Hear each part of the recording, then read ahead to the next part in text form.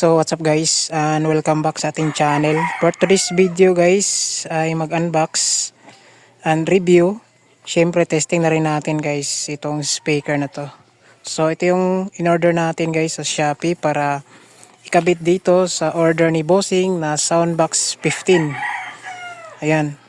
So bali yung usapan namin guys, dalawang Soundbox 15, mayroong pintura, accessories, tsaka loaded ng speaker at tsaka tweeter. Bali yung speaker guys, ito kakadating lang. Yung tweeter, papakita ko muna yung tweeter guys. Nandito na yung tweeter. Yan, so ito na yung tweeter niya. Soundbox 450 watts. Ayan. So dalawa yan. Tapos yung speaker dito, dalawa po ito. So bubuksan natin. So meron po itong screen guys para hindi sira yung speaker, kasi kapag open type kailangan ng screen para hindi siya magalaw yung speaker con. Yan, tapos ito naka textured waterproof na po ito guys. Ayan, kahit mabasa to is goods pa rin to kasi waterproof. Kasama ko ngayon guys sa pagpintura si Denver. Ayan. So ngayon guys, bubuksan natin, pasilip natin itong speaker na dumating. So bubuksan natin guys. So let's go.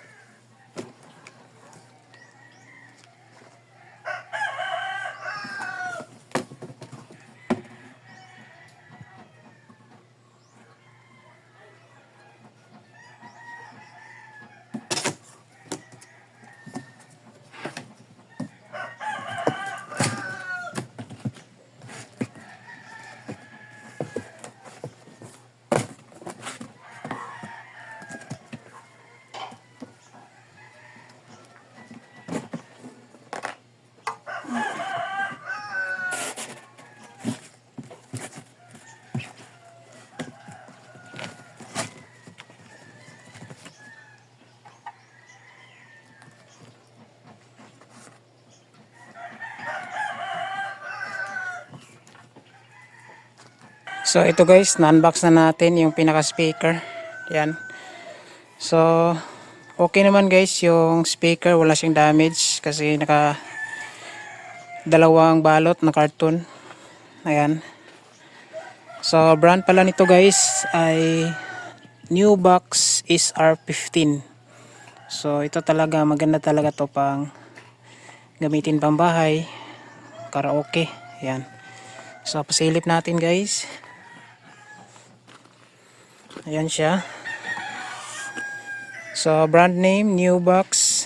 Impedance nito ay naka 8 ohms. Power nito is 800 watts. Ayan. Tapos incorporated sa California, USA. Ayan. Hindi ko sure kung branded to talaga to na USA or sticker lang. Pero nasubukan ko na to guys. Yung mga previous order na soundbox ay ito yung niloload natin. So goods naman yung kanyang audio. Ayan. Sa kanyang speaker con, ito siya guys, instrumental type. Naka 2 roll. Ayan, dalawa yung roll niya dito sa aging. Ayan, so dumidikit pa yung kanyang pandikit oh. Ayan, so goods. Maayos yung kanyang bouncing, wala siyang sabit. Pagdating dito sa kanyang damper ay kulay black.